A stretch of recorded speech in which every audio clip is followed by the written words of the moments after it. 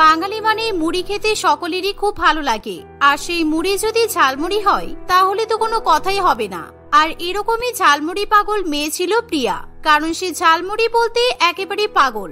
আর খাবারের মধ্যে সে ঝালমুড়ি ছাড়া অন্য কোনো খাবার চোখে দেখতে পায় না। ছোটবেলা থেকেই তার মা ভাবে মেয়ে যখন বড় হবে তখন তার ঝালমুড়ি খাওয়ার স্বভাবে পরিবর্তন আসবে, কিন্তু প্রিয়া যতই বড় হয়ে ওঠে ততই সে ঝালমুড়ি পাগল হয়ে ওঠে।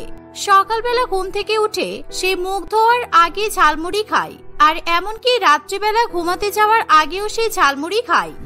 বাবা, তোমরা আমার বিয়ের মেনু ডিসাইড করছো ঠিক আছে, কিন্তু আমি যে জিনিসটা খেতে ভালোবাসি সেটা কেন মেনুতে নেই? এরকম হলে কিন্তু আমি বিয়ে করব না।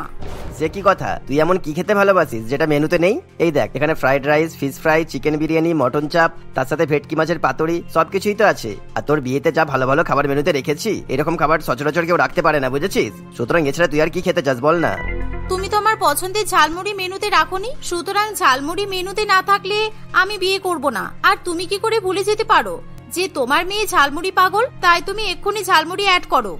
শ্যামল বাবু তার মেয়ের কথা শুনে খুবই অবাক হয়, কারণ সবাই বিয়ের মেনুতে স্টার্টার হিসেবে ফুচকা রাখে, কিন্তু তার মেয়ে ঝালমুড়ি রাখার কথা বলছে।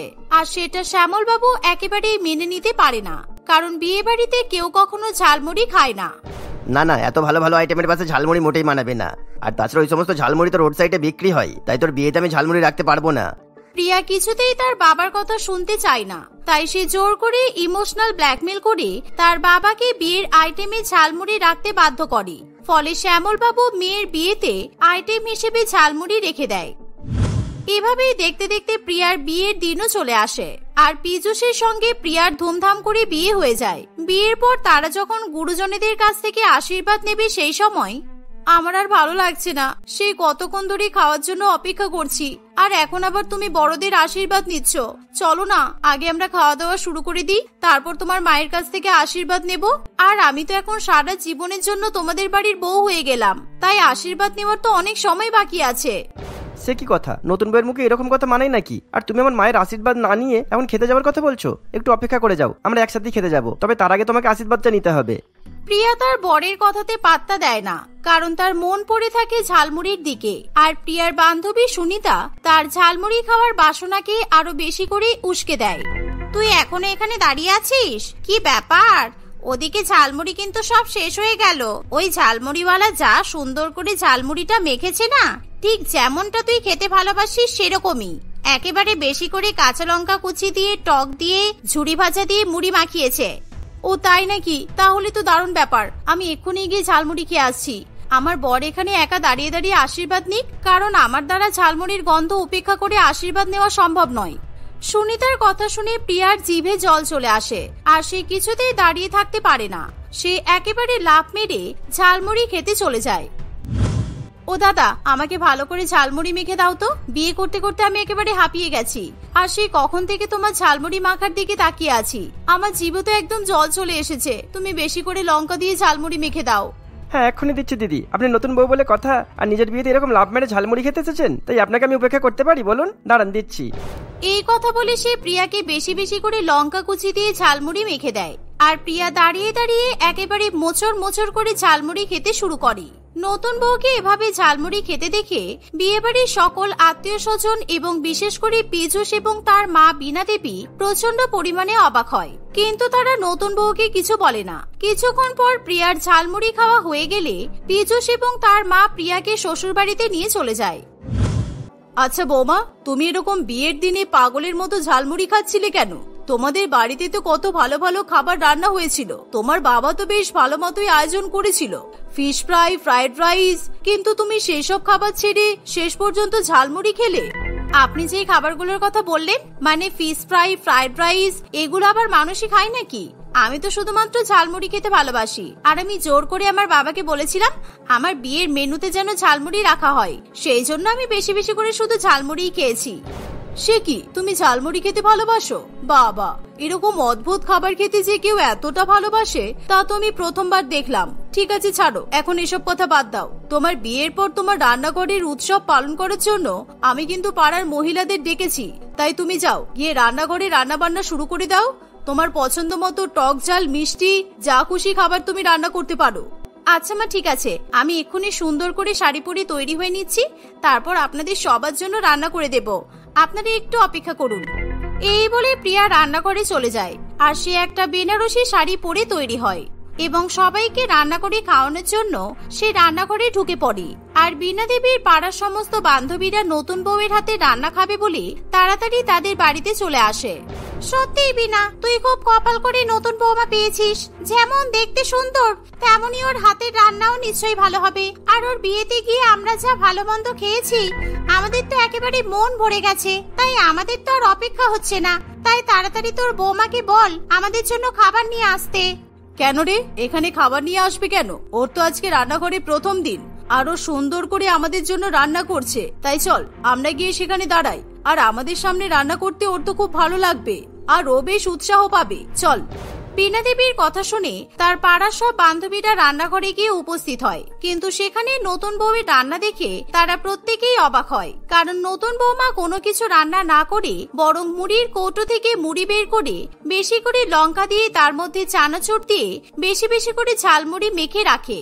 আর নতুন বৌমার এরকম ভাবে ঝালমুড়ি মাখা দেখে সকলেই চমকে ওঠে।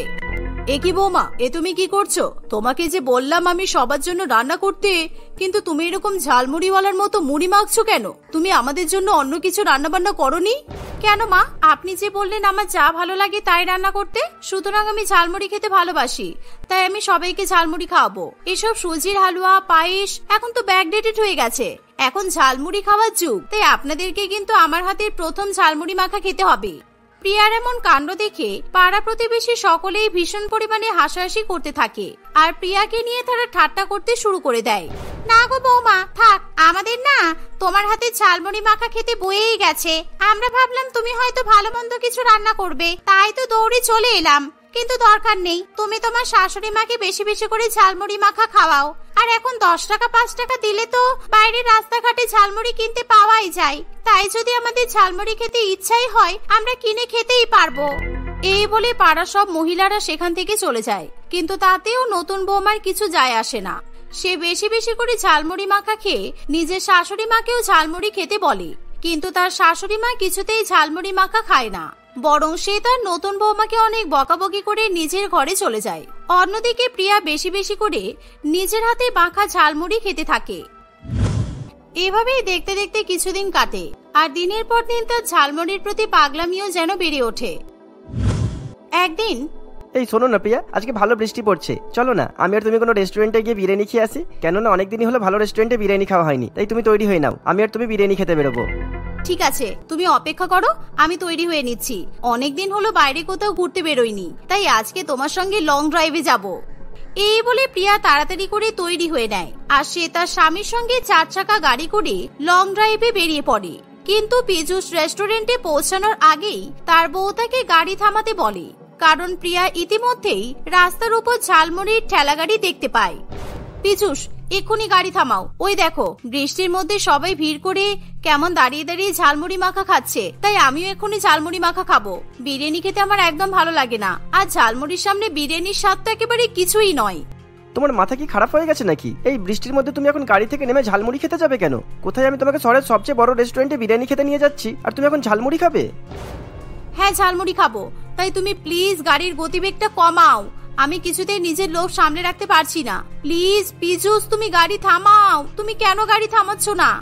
আমি তোমার কথা শুনে গাড়ি থামাতে পারবো না, কারণ তোমার এরকম ঝালমুড়ি পাগলামি দেখে আমি আর আমার মা একেবারে পাগল হয়ে যাচ্ছি। তাই তোমাকে ঝালমুড়ি খাওয়া ছাড়তে হবে, তা না হলে আমাকে ছাড়তে হবে। আর আমি একেবারে ডিরেক্ট রেস্টুরেন্টে গিয়েই থামাবো, আর এখন এই বৃষ্টির মধ্যে গাড়ির গতিবেগ কমানো যাবে না। পীযূষের কথা শুনে তার ঝালমুড়ি পাগল বউ ভীষণ পরিমাণে রেগে যায়, আর পীযূষ বেশি করে গাড়ির গতিবেগ বাড়িয়ে দিলে প্রিয়া নিজের রাগ ঠিক রাখতে পারে না, কারণ তার মন ঝালমুড়ির দিকে একেবারে নেচে ওঠে। তাই সে কি করবে কিছুই বুঝে উঠতে পারে না। তাই সে ঝালমুড়ি খাওয়ার জন্য চলন্ত গাড়ির দরজা খুলে সেই গাড়ি থেকে রাস্তায় ঝাঁপ দেয়। আর এরকম দৃশ্য দেখে পীযূষ প্রচন্ড পরিমাণে ভয় পেয়ে যায়। এই প্রিয়া, তোমার কি মাথা খারাপ হয়ে গেছে? সাবধানে প্রিয়া। আর সে একেবারে ঝালমুড়ির দোকানের সামনে গিয়ে পড়ে। কিন্তু এরকম চলন্ত গাড়ি থেকে ঝাঁপ দেওয়ার ফলে প্রিয়ার পায়ে দাঁড়িয়ে থাকার মতো ক্ষমতা থাকে না, কারণ তার হাত পা মাথা সবকিছু কেটে যায়। এর ফলে প্রিয়া প্রচন্ড পরিমাণে ব্যথা অনুভব করে, আর তাকে দেখে চারপাশের লোকজন জড়ো হয়ে আসে, আর সকলে পীযূষকেই দোষ দিতে শুরু করে দেয়। ছি ছি ছি ছি, এ কেমন স্বামী? আপনি নিজের বউকে এরকম চলন্ত গাড়ি থেকে ধাক্কা মেরে ফেলে দিলেন, এরকম ভাবে বধূ নির্যাতন করছেন। এক্ষুনি আপনাকে পুলিশে দেবো, আপনার শাস্তি হওয়া উচিত। এখন যদি আপনার বউয়ের কোনো ক্ষতি হয়ে যেত তখন কি হতো? যত সব। আরে আপনারা চুপ করুন, এখন আমার বউকে নার্সিং হোমে নিয়ে যাওয়ার দরকার, কারণ আমার বউ ঝালমুড়ি খাওয়ার লোভে গাড়ি থেকে ঝাঁপ দিয়েছে। আর আমার সত্যি গাড়ি থামিয়ে দেওয়া উচিত ছিল, আর আমি বুঝতে পারিনি আমার বউ গাড়ি থেকে ঝাঁপ মেরে দেবে বলে। আর আপনারা বলছেন আমি বধূ নির্যাতন করি? পীযূষ কিছুতেই তার মাথা ঠিক রাখতে পারে না, তাই সে তখনই তার বউকে নিয়ে নার্সিং হোমে চলে যায়। আর ডাক্তারবাবু প্রিয়ার চিকিৎসা শুরু করে দেয়। বেশ কিছুক্ষণ চিকিৎসা করার পর প্রিয়া ধীরে ধীরে সুস্থ হয়ে ওঠে। দেখুন ম্যাডাম, আমি আপনার বরের কাছ থেকে সব কথা শুনেছি। আপনি কি পাগল নাকি? এরকম ঝালমুড়ি খাওয়ার জন্য চলন্ত গাড়ি থেকে কেউ ঝাঁপ দেয়? আপনার প্রাণহানি হতে পারতো তো। আর আপনার যদি ধরে প্রাণী না থাকতো তাহলে ঝালমুড়ির প্রতি পাগলামি কোথায় যেত? এর পরের বার থেকে ওইরকম পাগলামি আর করবেন না, বুঝেছেন? হ্যাঁ ডাক্তারবাবু, আপনি ঠিক কথাই বলেছেন। আমি যখন রাস্তায় লুটিয়ে পড়েছিলাম তখন আমি শুনতে পেয়েছি আমার বরকে সবাই দোষারোপ করছিল যে আমার বর নাকি আমার উপর অত্যাচার করেছে বলে আমি গাড়ি থেকে ঝাঁপ দিয়েছি। আরো অনেকে অনেক কথাই বলছিল আমার বর নাকি আমাকে ধাক্কা মেরে ফেলে দিয়েছে। কিন্তু বিশ্বাস করুন, আমার বরের কোনো দোষ নেই। ঝালমুড়ি খাওয়ার জন্য এরকম পাগলামি করেছি, কিন্তু আজকে আমার শিক্ষা হয়ে গেছে। আমি আজকের পর থেকে আর কখনোই এরকম ঝালমুড়ি খাওয়ার জন্য পাগলামি করব না। প্রিয়ার এমন কথা শুনে তার স্বামী খুবই খুশি হয়। পীযূষ তখনই তার বউকে বাড়িতে ফিরিয়ে নিয়ে যায়। আর বীণা দেবীও যখন এই ঘটনা জানতে পারে তখন সে কোনো কথা না বলে চুপ করে থাকাই শ্রেয় বলে মনে করে। কিন্তু সেদিনের পর থেকে প্রিয়া কোনোদিনও ঝালমুড়ি খাওয়ার জন্য পাগলামি করে না। সে ঝালমুড়ি খাওয়া একেবারে ছেড়ে দেয় আর সকলের সঙ্গে স্বাভাবিক খাবার খেয়ে সুস্থভাবে সংসার করে। রীতা শহরের একটি ধনী পরিবারের মেয়ে ছিল, আর অন্যদিকে লালি গ্রামে তার বাবা এবং মায়ের সঙ্গে বাস করত। তবে তাদের দুজনের মধ্যে একটা বিষয়ে খুবই মিল ছিল, আর সেটা হলো গরমের মধ্যে অনেকক্ষণ ধরে স্নান করা। রীতা শহরে থাকে বলে সে নিজের বাথরুমে একটা বড় বাথট্যাব বসায় আর সবসময় বাথট্যাবের জলে ডুবে ডুবে স্নান করে। অন্যদিকে গ্রামের মেয়ে লালি সবসময় নিজের পাতকুয়ো থেকে জল তুলে ভালো করে পরিষ্কার হয়ে স্নান করে। গরমের মধ্যে একদিন রীতার মা সাবিত্রী দেবী রীতাকে বলে, কিরে আর কতক্ষণ ধরে স্নান করবি? সে 1 ঘন্টা ধরে বাথরুমের মধ্যে বসে আছিস, এবার অন্তত বাথরুম থেকে বেরিয়ে আয় তুই। তোর কারণে এবার ট্যাঙ্কের জল দেখছি একদম শেষ হয়ে যাবে। রীতা বাথট্যাবের মধ্যে সাবান মেখে আরাম করে স্নান করছে, তখনই সে তার মায়ের গলার আওয়াজ শুনে প্রচন্ড পরিমাণে বিরক্ত বোধ করে। মা, আমি স্নান করছি, এই সময় আমাকে বিরক্ত করো না তো। গরমের মধ্যে অনেকক্ষণ ধরে গায়ে সাবান মেখে স্নান না করতে পারলে আরাম হয় না। আমি কি তোমার মতো নাকি যে বাথরুমে ঢুকে 2 মিনিটের মধ্যে স্নান হয়ে যাবে? ভালো করে বডি স্ক্রাব করতে হবে, সাবান মাখতে হবে, তারপর ময়েশ্চারাইজার অ্যাপ্লাই করতে হবে, মাথায় শ্যাম্পু করতে হবে, অনেক কাজ। এই বলে রীতা আবার স্নান করতে শুরু করে। অন্যদিকে লালির গ্রামের সকলেই গরমকালে জল কষ্টে ভুগতে থাকে, কারণ গরমকাল মানে চারিদিকে জলের পরিমাণ খুবই কমে যাওয়া। আর তখনই গ্রামের দিকের মানুষেরা জল ব্যবহার করার জন্য হাহাকার করতে শুরু করে। লালি, যা গরম পড়েছে তাতে পাতকুয়োর জল একেবারে শুকিয়ে গেছে, তাই তুই স্নান করবি কিভাবে আমি কিছু বুঝতে পারছি না। কেন বাবা, আমি সামনের পুকুরে গিয়ে ভালো করে স্নান করে আসবো, কারণ আমার সব বান্ধবীরা আজকে পুকুরে গিয়ে স্নান করবে বলে ঠিক করেছে। আর পুকুরে গিয়ে স্নান করলে জামা কাপড় ধুতে সুবিধা হবে। এই গরমের মধ্যে একমাত্র পুকুরের জলই ভালো ঠান্ডা হয়। এই বলে লালি গামছা, বালতি এবং পরিষ্কার করা জামা কাপড় নিয়ে তার বান্ধবীদের সঙ্গে পুকুরে স্নান করতে চলে যায়। তারা পুকুরে গিয়ে সাবান মেখে সুন্দর করে স্নান করে এবং পুকুরের পাশে বেড়ার ঘরে জামা কাপড় পরিবর্তন করে বাড়িতে চলে আসে। এভাবেই দেখতে দেখতে কিছুদিন কাটে। রীতা এবং লালির বিয়ের বয়স হলে তাদের পরিবার থেকে বিয়ের জন্য সম্বন্ধ খোঁজা শুরু করে। রীতা যেহেতু শহরে বাস করে তাই তার শহরের ছেলে প্রীতমের সঙ্গে বন্ধুত্ব গড়ে ওঠে। প্রীতম অনেক বড়লোক বাড়ির ছেলে, আর সে তার দাদা তমাল এবং মা ঝুমকি দেবীর সঙ্গে বাস করে। তমাল একটু চুপচাপ ধরনের শান্তশিষ্ট স্বভাবের হওয়ায় তার জন্য ঘটক মশাই গ্রামের মেয়ে লালির বিয়ের সম্বন্ধ নিয়ে আসে। এভাবেই প্রীতমের সঙ্গে রীতার বিয়ের সম্বন্ধ ঠিক হয়, আর অন্যদিকে তমাল ও লালির বিয়ে ঠিক হয় বিয়ের আগে। প্রীতম, কিছুদিন পরেই তো তোমার সঙ্গে আমার বিয়ে হবে। তুমি আমার স্নান করার জন্য তোমার বাড়ির বাথরুমে সুন্দর করে বাথট্যাপ বসিয়েছো তো? কারণ তোমার বাড়ির বাথরুমে যদি বাথট্যাপ না থাকে তাহলে কিন্তু আমি তোমাকে বিয়ে করতে পারবো না।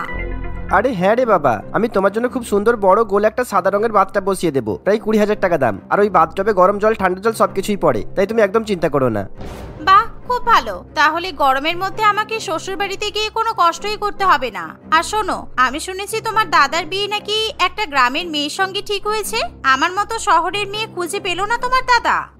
আসলে আমার দাদা একটু শান্ত স্বভাবের তো, তাই আমার মা যে মেয়ে দেখেছে সেই মেয়ের সাথে আমার দাদা বিয়ে করতে রাজি হয়ে গেছে। দেখতে দেখতে কিছুদিন কাটে। রীতা এবং লালির বাপের বাড়িতে তাদের বিয়ের জন্য বেশ বড় করে অনুষ্ঠান শুরু হয়। গায়ে হলুদের দিন রীতা গায়ে হলুদ মেখে বাথরুমে গিয়ে বাথটাবে স্নান করে, আর অন্যদিকে লালি গায়ে হলুদ অনুষ্ঠান সম্পন্ন করে তার বান্ধবীদের সঙ্গে জল তুলে একসঙ্গে স্নান করে। এভাবেই দেখতে দেখতে খুবই ধুমধাম করে দুইজনের বিয়ে হয়। বিয়ের পর, এই লালি, আমি স্নান করতে যাচ্ছি, আর আমার স্নান করতে কিন্তু প্রায় 1 ঘন্টা সময় লাগবে। তুমি আজকে দুপুরবেলা রান্না বান্না করে রেখে দেবে, আর যা গরম পড়েছে তার মধ্যে টকের ডাল আর ভাত রান্না করবে, ঠিক আছে? আচ্ছা ঠিক আছে। রীতা স্নান করতে চলে গেলে লালি রান্নাঘরে গিয়ে রান্না বান্না করতে শুরু করে। তার রান্না বান্না হয়ে গেলে সে স্নান করার জন্য বাথরুমে ঢোকে, কিন্তু বাথরুমে স্নান করার জন্য শাওয়ার এবং ট্যাপ কল লাগানো দেখে সে ভীষণ পরিমাণে অবাক হয়, কারণ সে কোনোদিনও শাওয়ারে স্নান করেনি। তাই কিভাবে শহুরে পদ্ধতিতে স্নান করতে হয় তার জানা নেই। এই মুহূর্তে সে বাথরুম থেকে বেরিয়ে এসে রীতার কাছে যায়। বলছি যে তোমাদের এখানে কোথাও পুকুর কিংবা পাতকুয়োতে স্নানের ব্যবস্থা নেই, তাই না? কারণ এই বাথরুমে কিভাবে স্নান করতে হয় সেটা আমার জানা নেই। তুমি কি সুন্দর প্রত্যেকদিন বাথরুমে গিয়ে 1 ঘন্টা ধরে স্নান করো, কিন্তু আমি কিছুতেই ভালো করে এই বাথরুমে স্নান করতে পারি না, আর তাই আমার ভীষণ গরম লাগে। কি, তুমি শহরে স্নান করার জন্য পুকুর কিংবা পাতকুয়া খুঁজছো? ও মাই গড, তুমি তো দেখছি একটা গেও ভূত। আর আমি যতদূর জানি তোমার বাথরুমে বাথট্যাব নেই, তবুও তুমি স্নান করতে পারছো না। তাহলে যদি বাথট্যাব থাকতো তাহলে তো বুঝতেই পারতে না কিভাবে স্নান করতে হবে।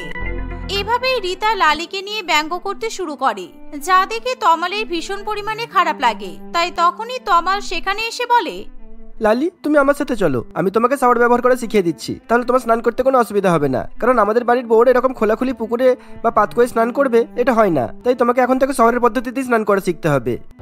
এই বলে তমাল তার বউকে নিয়ে সেখান থেকে চলে যায়। তমাল তার বউকে শাওয়ার ব্যবহার করা শিখিয়ে দিলে লালি অনেক কষ্টে শাওয়ার খুলে স্নান করা শুরু করে। এভাবেই দেখতে দেখতে কিছুদিন কাটে। একদিন, লালি, আজকে ছাদে ভীষণ রোদ, তাই আমি যদি ছাদে যাই আমার গায়ে ট্যান পড়ে যাবে, আর আমি বাথরুমে আমার সব জামা কাপড় ধুয়ে রেখে দিয়েছি। তুমি যাও, জামা কাপড়গুলো ছাদে নিয়ে গিয়ে মেলে দাও তো। লালি রীতার কথা মতো তার বাথরুমে যায়। সেখানে গিয়ে সে যখন জামা কাপড়ের বালতি নেবে, তখনই রীতার বাথরুমে একটা বড় বাথট্যাব দেখে আর তার মধ্যে ঠান্ডা ঠান্ডা জল দেখে লালি প্রচন্ড পরিমাণে অবাক হয়, কারণ সে কোনোদিনও এরকম বাথট্যাব চোখে দেখেনি।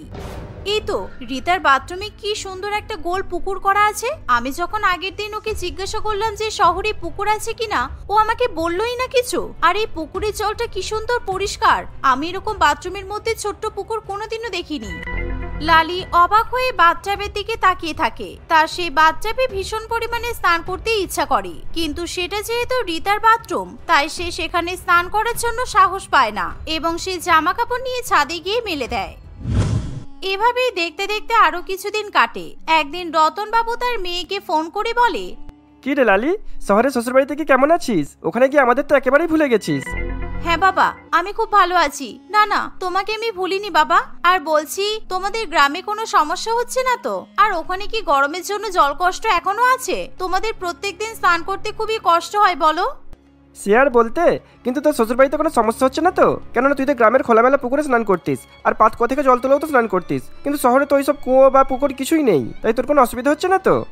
জানো বাবা, তাহলে তোমাকে বলি শোনো, আমার ছোট জায়ের বাথরুমে একটা ছোট্ট লুকানো পুকুর আছে, আর ওই পুকুরের জল একেবারে বরফের মতো ঠান্ডা। কিন্তু এই পুকুরে আমার ছোট জা কাউকে স্নান করতে দেয় না, শুধুমাত্র ছোট জা আরাম করে 1 ঘন্টা ধরে স্নান করে। আমার না ওই পুকুরে স্নান করতে খুব ইচ্ছা হয় জানো বাবা। সে কি বলিস, বাথরুমে আবার পুকুর থাকে নাকি? যদি তোর ছোট জায়ের বাথরুমে পুকুর থাকে, তাহলে তুই তোর বরকে বল না তোর বাথরুমে একটা সুন্দর ছোট পুকুর বানিয়ে দিতে, তাহলে তুইও তোর ছোট জায়ের মতো করে পুকুরে স্নান করতে পারবি। লালি তার বাবার কথা মতো তমালকে বাথরুমে পুকুর করে দেওয়ার কথা বলবে বলে ঠিক করে, কিন্তু সে লজ্জা পাওয়ায় তমালকে কিছু বলে উঠতে পারে না। এভাবেই দেখতে দেখতে আরো কিছুদিন কাটে। একদিন লালি বাথরুমে গিয়ে স্নান করবে, এমন সময় ভুল করে শাওয়ারের কল অন্যদিকে ঘুরিয়ে ফেলে, আর এর ফলে শাওয়ার ভেঙে যায় আর তার স্নান করা হয় না।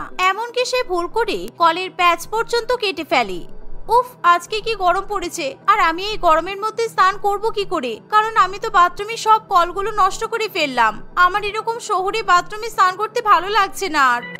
এই বলে লালি বাথরুম থেকে বেরিয়ে পড়ে। কি হলো বৌমা, তুমি বাথরুমে গিয়ে স্নান না করে বাইরে বেরিয়ে আসলে কেন? এত গরমের মধ্যে তুমি স্নান করবে না নাকি? যাও ভালো করে পরিষ্কার হয়ে স্নান করে এসো, না হলে কিন্তু গায়ে গন্ধ হবে। আসলে মা, আমি না বাথরুমের কলগুলো নষ্ট করে ফেলেছি, আর কিছুতেই কলগুলো থেকে জল পড়ছে না, তাই আমি কিভাবে স্নান করব বুঝতে পারছি না। সত্যি আমার ভীষণ গরম লাগছে, এখনো পর্যন্ত আমি জামা কাপড়ও কাচতে পারিনি। ঠিক এমন সময় রীতা খুব সুন্দর করে স্নান করে বাথরুম থেকে বেরিয়ে আসে। ওই তো ছোট বৌমার স্নান করা হয়ে গেছে, তাহলে তুমি যাও রীতার বাথরুমে গিয়ে পরিষ্কার করে স্নান করে এসো। আর যতদিন পর্যন্ত তোমার বাথরুমের কলগুলো ঠিক না হবে ততদিন তুমি রীতার বাথরুমে স্নান করবে। রীতার বাথরুমে স্নান করার কথা শুনে লালি ভীষণ পরিমাণে খুশি হয়, কারণ সে ভাবে যে এবার বাথটাবের জলে সে স্নান করতে পারবে। কিন্তু রীতা একেবারেই ব্যাপারটা পছন্দ করতে পারে না। না না মা, আমি আমার বাথরুমে কাউকে স্নান করতে দিতে পারবো না। আর এই গ্রামের মেয়েটাকে তো একদমই নয়, আমি তো একে বাথরুমে ঢুকতেই দেব না, কারণ লালি আমার বাথরুমে গিয়ে নোংরা ভাবে স্নান করবে আর আমার বাথরুমটাও নোংরা করে দেবে। কিচ্ছু হবে না বললাম তো। লালি তুমি যাও, তুমি রীতার বাথরুমে গিয়ে ভালো করে স্নান করে এসো। এই শুনে লালি খুবই খুশি হয়ে রীতার বাথরুমে স্নান করার জন্য ঢুকে পড়ে। সে বাথটাবের মধ্যে বেশি করে শ্যাম্পু সাবান সব ঢেলে সেটাকে পুকুর ভেবে তার মধ্যে ভালো করে স্নান করতে শুরু করে। এমনকি সে বাথরুমের বাথটাবের মধ্যে সাঁতার পর্যন্ত কাটে। এবার আমি এই ছোট্ট পুকুরে আমার জামা কাপড় ধোবো, পরিষ্কার করব আর ভালো করে সাঁতার কাটবো, কারণ আমি এত সুন্দর পুকুর কোথাও দেখিনি। কি সুন্দর ছোট্ট মতো পুকুর। এই বলে লালি ভালো করে সে জলের মধ্যে সার্ফ গুলে জামা কাপড় পর্যন্ত কাছে আর জোরে জোরে সাঁতার কাটতে শুরু করে। ফলে সেই বাথট্যাব এত কিছু চাপ সহ্য করতে পারে না আর বিকট শব্দ করে বাথট্যাবটা ভেঙে যায়। এর ফলে সমস্ত বাথট্যাবের জল বাথরুমের মাটিতে ছড়িয়ে পড়ে আর সেই বাথট্যাব ভেঙে যাওয়ার বিকট আওয়াজ বাড়ির সকলের কানে গিয়ে পৌঁছায়। আরে কি হলো, তুমি এতক্ষণ ধরে বাথরুমের মধ্যে কি করছো? আর এটা কিসের শব্দ হলো? তুমি এক্ষুনি বাথরুম থেকে বেরিয়ে এসো, তুমি নিশ্চয়ই আমার বাথরুমের কোনো ক্ষতি করে দিয়েছো। কি হলো, দরজা খুলছো না কেন তুমি? লালি সেই সময় ভয়ে ভয়ে দরজা খোলে। তখন সবাই দেখে যে বাথরুমের মধ্যে বাথট্যাব ভাঙা অবস্থাতে পড়ে আছে আর চারিদিকে সার্ফ এবং সাবানের জল ছড়িয়ে আছে।